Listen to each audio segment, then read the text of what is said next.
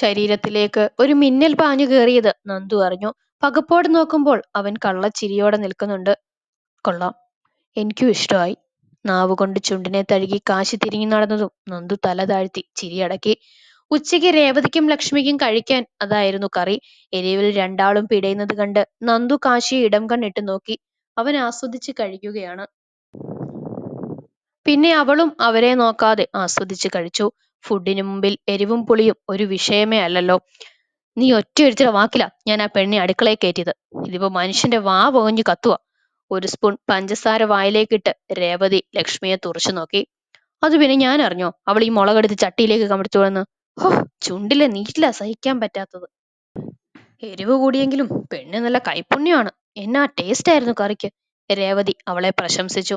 ഓ, അത്രയൊന്നുമില്ല. ചെറുതായ റെസ്റ്റോറന്റ് രുചി വന്നിരുന്നു. ലക്ഷ്മി രേവതിയുടെ പുകഴ്ത്തൽ പിടിക്കാത്തതുപോലെ പറഞ്ഞു. പക്ഷെ ഇവരുടെ ഈ സംസാരം ഒന്നും അറിയാതെ കാശി ടൗണിലേക്ക് പോകാൻ ഇറങ്ങിയത് പിന്നാലെ സിറ്റ് ഔട്ടിലേക്ക് നടക്കുകയായിരുന്നു നന്ദു. ബൈക്കിൽ കയറി കാശി തലചിരിച്ചു നോക്കിയതും നാലഞ്ചുമ്മ നന്ദു അവനായി പറത്തി. അതൊക്കെ പിടിച്ചെടുത്ത് ഹൃദയത്തിലേക്കിട്ട് കാശി ബൈക്ക് മുന്നോട്ടെടുത്തു. ദിവസങ്ങൾ മെല്ലെ കൊഴിഞ്ഞുപോയി. നന്ദു ആ വീട്ടിലെ ഓരോ കാര്യങ്ങളുമായി പൊരുത്തപ്പെട്ടു വന്നു. അധികം പാചക പരീക്ഷണങ്ങൾ നടത്തിയില്ലെങ്കിലും രേവതിയുടെ കൂടെ തന്നെ അവൾ അടുക്കളയിൽ കൂടും. ചുമ്മാ നിൽക്കുന്നത് കാണുമ്പോൾ രേവതിക്ക് ദേഷ്യം തോന്നുമെങ്കിലും അവരൊന്നും പറയാൻ പോകാറില്ല. ലക്ഷ്മി ഇടയ്ക്കിടയ്ക്ക് കുത്തിക്കൊടുക്കുമ്പോൾ മാത്രം രേവതി അതിരിവിട്ട് നന്ദുവിനോട് ദേഷ്യപ്പെടും. പക്ഷെ നന്ദു അത് കാര്യമായി എടുക്കാറില്ല. ഈ ദിവസങ്ങൾ കൊണ്ട് തന്നെ രേവതിയുടെ സ്വഭാവം ഏറെക്കുറെ അവൾക്ക് പിടികിട്ടിയിരുന്നു. എന്തൊക്കെ സംഭവിച്ചാലും അമ്മയെ പൊക്കി വെക്കണം, നല്ല ബഹുമാനം നൽകണം, കൂടെ സഹായിക്കണം, അമ്മയെ സന്തോഷിപ്പിക്കണം. എല്ലാം സ്വന്തം കാര്യമാണ് അമ്മയ്ക്ക്. അമ്മയ്ക്ക് ഇഷ്ടമില്ലാത്ത വല്ലതും പറഞ്ഞാൽ ചെയ്താൽ പിന്നെ അതൊരു പ്രശ്നമായി മാറും. എല്ലാം അറിഞ്ഞിട്ടും നന്ദു രേവതിക്ക് അധികം മൈൻഡ് കൊടുക്കാൻ പോയില്ല. അവരെ കാണുമ്പോൾ ഒക്കെ കാശിയുടെ കണ്ണുനീറാവും ഓർമ്മ വരുന്നത്. അവൻ അനുഭവിച്ച വേദനകൾ, ഒറ്റപ്പെടൽ, അതൊക്കെ മനസ്സിലേക്ക് വന്നാൽ അമ്മയോട് വല്ലാത്ത ഈർഷ്യ തോന്നും. അതിനിടയിലൊക്കെ കാശിയുടെയും നന്ദുവിന്റെയും പ്രണയം വാനോളം വളർന്നുപോയി. അവനില്ലാതെ അവൾക്കോ അവളില്ലാതെ അവനോ പറ്റില്ലെന്ന പോലെ. എന്നും കണ്ടോണ്ടിരിക്കണം. വല്ലതും മിണ്ടിയും കുസൃതി കാട്ടിയും അവനോടൊട്ടി തന്നെ നന്ദുവിന് നടക്കണം. അതിനായി വൈകുന്നേരമുള്ള ടൗൺ പോക്ക് തന്നെ കാശി വേണ്ടെന്ന് വെച്ചു. പകരം സിനുവിനെ വൈകുന്നേരം വീട്ടിലേക്ക് വരാൻ പറയും. പെണ്ണ് കെട്ടിയപ്പോ മാറിയെന്നും പറഞ്ഞ് അവന്റെ കളിയാക്കലുകൾ വരുമെങ്കിലും കാശി അത് സന്തോഷത്തോടെ സമ്മതിച്ചു കൊടുക്കും. കാരണം ആ മാറ്റം അവനെ വല്ലാതെ സന്തോഷിപ്പിക്കുന്നുണ്ട്. അവന്റെ സ്വഭാവത്തിൽ തന്നെ മാറ്റം വരുത്തിയിട്ടുണ്ട്. അത് രേവതിക്കും ലക്ഷ്മിക്കും മനസ്സിലായിരുന്നു. കാശി കൂടുതൽ നന്ദുവിലേക്ക് മാത്രം ചുരുങ്ങുന്നത് അവരിൽ അസ്വസ്ഥത പടർത്തിയിരുന്നു. എന്നാ ചേച്ചി തന്നെ അവനോട് പറ ബാംഗ്ലൂരിൽ പോവാൻ. എത്ര നാളെന്ന് വെച്ചാ ആ പെണ്ണിന്റെ വാല ഈ വീട്ടിൽ കഴിയുന്നത്. രണ്ടിനും ഇപ്പൊ ഒട്ടും ബോധമില്ല. പയറരിയുമ്പോ ലക്ഷ്മി പറഞ്ഞു. ശേഖരേട്ടൻ അവനോട് കടയിലേക്ക് കയറാൻ പറയണമെന്ന് സൂചിപ്പിച്ചിരുന്നു. ഇനി ബാംഗ്ലൂർ ഒന്നും വേണ്ട പോലും. ഇവിടെ തന്നെ നിന്നാ പിന്നെ എന്നും കാണാലോ. ആർക്ക്? ലക്ഷ്മി ചേച്ചിയെ നോക്കി. ഏട്ടനാവും, എനിക്കറിയില്ല. അവന് ഇവിടുന്ന് പണിയെടുത്താലും എനിക്കൊന്നുമില്ല. പക്ഷെ ബാംഗ്ലൂരിലേക്ക് പോകുവാണേ അവളെ കൊണ്ടുപോകാൻ ഞാൻ സമ്മതിക്കില്ല. രേവതി തീർത്തു പറഞ്ഞു. സമ്മതിക്കരുത് ചേച്ചി. അവള് പോയാ പിന്നെ ഇങ്ങോട്ട് തിരിഞ്ഞു നോക്കില്ല. അങ്ങനെ അവളെ അവിടെ പൊറപ്പിക്കാനാണോ നമ്മൾ ഈ കല്യാണം പെട്ടെന്ന് നടത്തിയത്? അല്ലോ. നമുക്ക് ചെറിയ തെറ്റുപറ്റി. നല്ല കുടുംബത്തിൽ പിറന്ന പെണ്ണെ നോക്കി എടുക്കണമായിരുന്നു. രാവിലെ എഴുന്നേറ്റ് കുളിച്ചൊരുങ്ങി വന്ന് പണിയൊക്കെ ചെയ്യുന്ന ഉത്തമയായ ഭാര്യ. പക്ഷെ നമുക്കതിനുള്ള ഭാഗ്യമില്ല. എന്റെ മനസ്സിലും അതുതന്നെയായിരുന്നു. അവളെ ആദ്യം സെറ്റ് സാരിയൊക്കെ ഉടുത്ത് കണ്ടപ്പോ അതുപോലെയാവുന്ന ഞാനും കരുതിയത്. പക്ഷേ രേവതി നിർത്തി. എന്തായാലും ഇപ്പൊ കുറച്ചു കുറച്ച് പണികളൊക്കെ ചെയ്തു വരുന്നുണ്ട്. പക്ഷേ ചേച്ചിയോട് അവൾക്ക് നല്ലപോലെ ദേഷ്യമുണ്ടെന്ന് എനിക്ക് ഉറപ്പാ. അത് അവളുടെ മുഖത്തു നിന്ന് മനസ്സിലാക്കാൻ പറ്റുന്നുണ്ട്. ലക്ഷ്മി വീണ്ടും പറഞ്ഞതും അത് സത്യമാണെന്ന് രേവതിക്ക് തോന്നി. അവർ ആലോചനയോടെ ഇരിക്കുമ്പോൾ തനിക്ക് കിട്ടാത്ത സൗഭാഗ്യമൊന്നും ചേച്ചിക്കും വേണ്ടെന്ന അനിയത്തിയുടെ മനസ്സിലെ വിഷം രേവതി അറിഞ്ഞില്ല. അയ്യോ വീട് കാശി, കുറച്ചു നേരം കൂടി ഞാൻ കിടക്കട്ടെ? ചുരുണ്ടുകൂടി ഉറങ്ങുന്നവളെ പൊക്കിയെടുക്കുമ്പോൾ നന്ദു ചിണുങ്ങലോടെ കുതറി. ഇല്ല മോളെ, മര്യാദയ്ക്ക് കുളിക്കാൻ പറഞ്ഞ എന്റെ പെണ്ണ് കേൾക്കില്ല. അപ്പൊ പിന്നെ ചേട്ടൻ കുളിപ്പിക്കാം എന്ന് പറഞ്ഞ് കാശി അവളെയും തോളിലിട്ട് ബാത്റൂമിലേക്ക് നടന്നു. ഞാൻ പിന്നെ കുളിക്കാം, എനിക്കിപ്പോ മടിയാ. പ്ലീസ് കാശി, ഞാൻ കുറച്ചു നേരം കൂടി കിടക്കട്ടെ.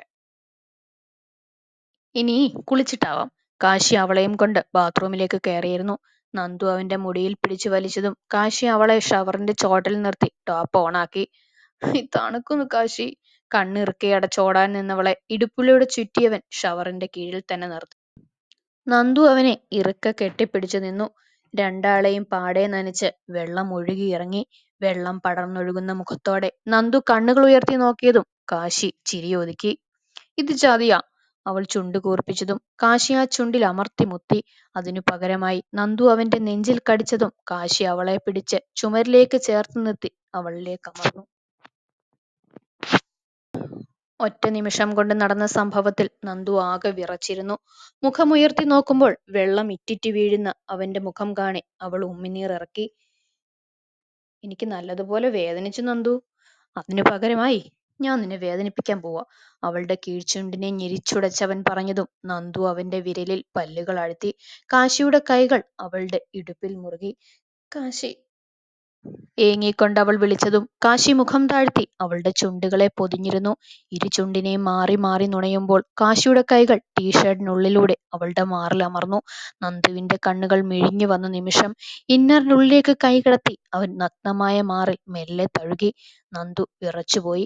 അടിവയറ്റിൽ നിന്നുയർന്ന ആളൽ അവളിൽ വിറയൽ പടർത്തി. ദീർഘനേരത്തെ ചുംബനത്തിനൊടുവിൽ അവളിൽ നിന്ന് മുഖം അകറ്റുന്നതിനൊപ്പം അവളുടെ ടീഷർട്ട് വലിച്ചൂരിയിരുന്നു അവൻ.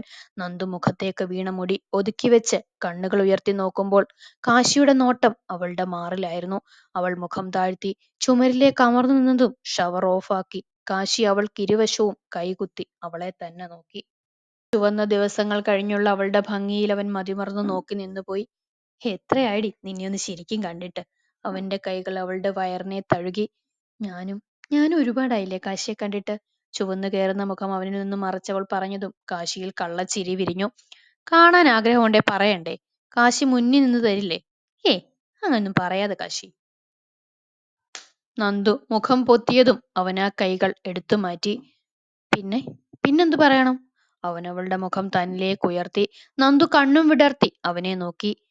എനിക്ക് എന്റെ ഭൂമിയിൽ ഏറ്റവും ഇഷ്ടമുള്ള സ്പോട്ട് എന്താണെന്ന് ഞാൻ പറയട്ടെ? അവളുടെ കവിളിൽ കുത്തിപ്പിടിച്ചവൻ ചോദിച്ചതും നന്ദു കീഴ്ച്ചുണ്ട് കടിച്ചു. അവൻ എന്താണ് പറയാൻ പോകുന്നതെന്നൊരു ആകാംക്ഷയിൽ അവളുടെ മുഖം വിടർന്നു. കാശി ചിരിയോടെ കവിളിൽ നാവുകൊണ്ട് അമ്പട്ടയുണ്ടാക്കിയതും നന്ദുവിന്റെ കണ്ണൊന്നു പിടഞ്ഞു. അവൾ മുഖം താഴ്ത്താൻ ഒരുങ്ങിയ നിമിഷം അവന്റെ വലതേ കൈ അവളുടെ ഇടുപ്പിലൂടെ പുറകിലേക്കിഴഞ്ഞ് ഇന്നറിന്റെ ഹുക്കിനെ വേർപെടുത്തി. ശ്വാസം മുട്ടിപ്പിടയുന്നതുപോലെ നന്ദു കിതച്ചുപോയി. അവൾക്ക് കാശിയെ കണ്ണുകൾ ഉയർത്തി നോക്കാൻ പോലും വല്ലാത്ത വിറയൽ തോന്നി. അവളുടെ ഇന്നറിനെ എടുത്ത് സൈഡിലേക്കിട്ട് അവൻ ഇരു കൈകൾ കൊണ്ടും മാറിനെ പൊതിഞ്ഞതും നന്ദു ശ്വാസം പിടിച്ചു നിന്നു. എല്ലാം ഞാൻ പലതവണ കണ്ടതല്ലേ ഭൂമി, രുചിച്ചതുമാണ്. എന്നിട്ടും എന്തിനാ ഈ വിറയൽ? കൈകൾ മുറുക്കി ചോദിക്കുമ്പോൾ നന്ദു ചുമരിൽ അള്ളിപ്പിടിച്ച് ഏങ്ങിപ്പോയി.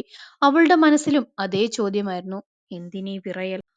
അവളുടെ മുഖത്തെ ഭാവങ്ങളെ ഒപ്പിയെടുത്ത് മുഖം മാറിലേക്ക് പൂഴ്ത്തി വെച്ചവൻ നന്ദുവിന്റെ കൈകൾ അവന്റെ തോളിലും പിൻകഴുത്തിലും മുറുകി. ഇരുമാറിനെയും ഒപ്പി വലിച്ച് രുചിക്കുമ്പോൾ കാശി ഒരു കുഞ്ഞാവുകയായിരുന്നു. അവളുടെ മാറിലെ ചൂടിൽ അവന്റെ ഉമ്മനീർ അലിഞ്ഞു ചേർന്നു. ചുണ്ടുകൾ ചുംബനം വിതറി. പല്ലുകൾ പലതവണ മുറുകി അയഞ്ഞു. വേദനയാൽ നന്ദു ഏരിവലിക്കുമ്പോൾ കാശി നാവിനാൽ അവിടെ മരുന്നേകി.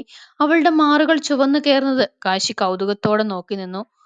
കാശി അവന്റെ നോട്ടം കണ്ട് അവൾ അവന്റെ മുഖം തന്നിലേക്ക് ഉയർത്തി.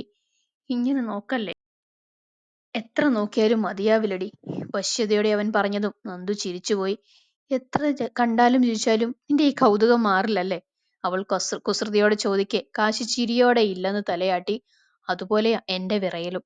ഇനി എത്ര തൊട്ടാലും ആദ്യ സ്പർശം പോലെ ഞാൻ വിറയ്ക്കും, ചുവക്കും, നാണിക്കും. അവന്റെ താടിത്തുമ്പിൽ മുത്തി അവൾ പറഞ്ഞതും അത് ഇഷ്ടമായതുപോലെ കാശി ചിരിച്ചുപോയി. പിന്നെ അവളെ പൊക്കിയെടുത്ത് റൂമിലേക്ക് നടക്കുമ്പോൾ നന്ദു അവന്റെ തോളിലൂടെ കൈയിട്ട് അവന്റെ നെഞ്ചിൽ ചാഞ്ഞു. ബെഡിൽ കിടത്തുന്നതിനു പകരം കാശി അവളെ കിടത്തിയത് താഴെയാണ്. നഗ്നമായ പുറംമേനിയിലേക്ക് ടൈൽസിലെ തണുപ്പ് പടർന്നതും നന്ദു കുളിർന്നു. കാശി അവളിലേക്ക് ചാഞ്ഞുകൊണ്ട് മെല്ലെ ചുണ്ടുകളെ അവളിൽ ചേർത്ത് വെച്ചതും നന്ദു അവന്റെ കീഴ്ചുണ്ടിനെ ചുണ്ടുകൾക്കിടയിലാക്കി നുണഞ്ഞു. ചുംബന തീവ്രതയിൽ ഇരുമേനിയും കൂടുതൽ വലിഞ്ഞു മുറുകി. അവളിലൂടെ യാത്ര തുടരുമ്പോൾ ഉടയാടകൾ കാശിയുടെ കൈകൾ മൂലയിലേക്ക് വലിച്ചെറിഞ്ഞു. നഗ്ന ശരീരങ്ങൾ വീണ്ടും ഒട്ടുരുമ്പി. പ്രണയവും കാമവും തമ്മിൽ പകുത്തു നൽകി അവരാ സന്ധ്യയെ ചുവപ്പി. ഒടുവിൽ വെട്ടിവിറച്ച് കാശി അവളിലേക്ക് തന്നെ തളർന്നു വീണതും ബെഡിൽ നിന്ന് പുതപ്പ് വലിച്ചെടുത്ത് നന്ദു രണ്ടാളെയും പുതപ്പിച്ചു. കാശി അവളെയും കെട്ടിപ്പിടിച്ച് കൂമ്പി അടഞ്ഞു പോകുന്ന കണ്ണുകളെ വലിച്ചു തുറന്ന് അവളുടെ നെറ്റിയിൽ അമർത്തി മുത്തി. കാശി! ആ നിമിഷം തന്നെയാണ് പുറത്തുനിന്ന് രേവതിയുടെ സ്വരം ഉയർന്നത്. നന്ദു കാശിയെ നോക്കിയതും അവന്റെ കണ്ണുകളിൽ വല്ലാത്ത ദേഷ്യം നിറഞ്ഞു. നന്ദു, കാശി, എപ്പോഴും അടച്ചുപൂട്ടി ഇതിനകത്തിരിക്കാനാണോ രണ്ടിന്റെയും പ്ലാൻ? അവർ ദേഷ്യത്തോടെ ചോദിക്കുമ്പോൾ പുറകിൽ ലക്ഷ്മി ചിരിയടക്കി. നന്ദു! വാതിൽ തട്ടിയുള്ള രേവതിയുടെ വിളിയിൽ കാശി മുഖമുയർത്തി നോക്കി. അവന്റെ കണ്ണുകൾ ചുവന്നു കയറുന്നത് നന്ദു കണ്ടു. കാശി! നന്ദു! എന്താ? കാശി അലറുകയായിരുന്നു. നന്ദു അവന്റെ കയ്യിൽ പിടിച്ചതും കാശി അവളെ നോക്കി. അവൾ വേണ്ടെന്ന് തലയാട്ടിയതും വലിച്ചെറിഞ്ഞ് ട്രൗസർ എടുത്തിട്ട് കാശി എണ്ണീറ്റു. പുറമേ രേവതിയുടെ ദേഷ്യത്തോടെയുള്ള സംസാരം കേൾക്കുന്നുണ്ട്. കൈമുഷ്ടി ചുരുട്ടി ദേഷ്യം അടക്കുമ്പോൾ അവൻ അമ്മയോട് അടങ്ങാത്ത ദേഷ്യം തോന്നിപ്പോയി. പുതപ്പും മാറോടടക്കി എഴുന്നേറ്റിരുന്നവളെ എടുത്ത് ബെഡിലേക്ക് കിടത്തിയവൻ ബാൽക്കണി ഡോറ് തുറന്ന് ഇറങ്ങി. ടേബിളിലിരിക്കുന്ന സിഗരറ്റ് എടുത്ത് കത്തിച്ച് ചുണ്ടോരു ചേർക്കുമ്പോൾ മനസ്സിൽ രേവതിയുടെ മുഖമായിരുന്നു. പലതവണയായിരിക്കുന്നു അമ്മ നന്ദുവിനെതിരെയായി ഇതുപോലെ വരുന്നത്. അവൾക്ക് ജോലിയൊന്നും ചെയ്യാൻ അറിയില്ല എങ്കിലും കഴിയുന്നതുപോലെ അവൾ അടുക്കളയിൽ സഹായിക്കാറുണ്ട്. താൻ എതിർത്തിട്ടും അത് വകവെക്കാതെ രാവിലെ എണ്ണീറ്റ് അവൾ അമ്മയുടെ കൂടെ കൂടും. ഒന്നും ചെയ്യില്ല, പക്ഷെ ഓരോന്ന് തുടച്ചും കഴുകിയും നിൽക്കും. എന്നിട്ടും അമ്മയുടെ വാ അടഞ്ഞു നിൽക്കാറില്ല. തന്നോടുള്ള ദേഷ്യവും അവളോടാണ് തീർക്കുന്നത്. പലപ്പോഴും അത് നേരിട്ട് കേട്ടിട്ടും മിണ്ടാതെ നിന്നത് അവളായി തന്നോട് വന്ന് പരാതി പറയട്ടെ എന്നോർത്തായിരുന്നു. പക്ഷെ അവൾ ഒരിക്കലും ഒന്നും പറയില്ലെന്ന് ഉറപ്പായി. അമ്മ തല്ലിയാലും അവൾ നിന്ന് കൊണ്ടോളും. തന്നോട് അമ്മ പറയുന്നതെല്ലാം കേട്ട് മിണ്ടാതെ നിൽക്കില്ല എന്നൊക്കെ പറഞ്ഞിരുന്നെങ്കിലും എതിർത്ത് സംസാരിക്കാൻ അവൾക്കാവില്ല. ചിലപ്പോൾ അവളുടെ അമ്മ അതുപോലെയാവും പറഞ്ഞു കൊടുത്തിരിക്കുക. കാശി പുകയൂതി വിട്ട് കണ്ണിറുക്കി അടച്ചു. അടുത്തൊരുവൾ നിൽക്കുന്നതറിഞ്ഞതും അവൻ അവളെ നെഞ്ചിലേക്ക് ചേർത്തു. ഇതിപ്പോ എന്തിനാ ഈ വിളി? കാശിയുടെ ചോദ്യം. അത് ചായ ഉണ്ടാക്കാനാവും, അവൾ പതിഞ്ഞ സ്വരത്തിൽ പറഞ്ഞു. ഞാനിത് ഒരുപാടായി ഭൂമി, കണ്ടില്ലെന്ന് നടിക്കുന്നു. എപ്പോഴും എനിക്കിത് പറ്റില്ല.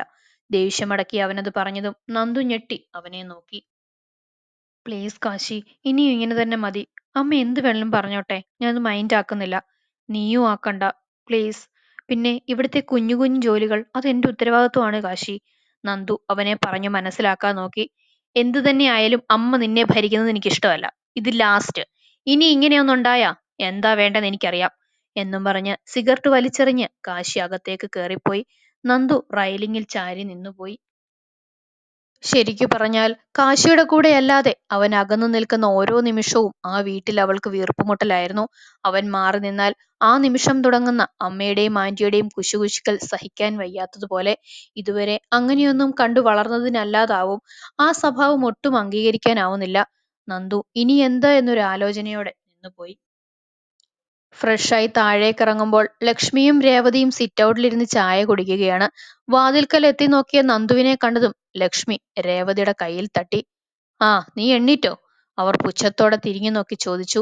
നന്ദു ഒന്നും പറയാതെ അവിടെ നിന്ന് പോയി. വൈകുന്നേരത്തേക്ക് ചായ വെക്കണമെന്ന് ഞാൻ പറഞ്ഞിട്ടില്ലേ നന്ദു? അറിയുന്ന പണിയും ചെയ്യാൻ പറ്റില്ലേ നിനക്ക്? ഇതിപ്പോ സമയം 6 കഴിഞ്ഞു. ഇതുവരെ നിന്നെയും കാത്തിരിക്കുവായിരുന്നു ഞങ്ങള്. ഇനി എന്നെ കാത്തിരിക്കേണ്ട കാര്യമൊന്നുമില്ല അമ്മ. അമ്മയ്ക്ക് വേണേ ചായ ഉണ്ടാക്കി കുടിച്ചോ. എനിക്കും കാശിക്കും വേണ്ടത് ഞാൻ ഉണ്ടാക്കിക്കോളാം. എടുത്തടിച്ച പോലെ നന്ദു പറഞ്ഞതും രേവതിയുടെ മുഖം ഇരുണ്ടു. നീ എന്നോട് തർക്കുത്തരം പറയുവാണോ? തർക്കുത്തരം പറഞ്ഞതല്ല. അമ്മ എന്നെയും കാത്ത് ഇതുവരെ ഇരുന്നെന്ന് കേട്ടപ്പോ പറഞ്ഞതാ.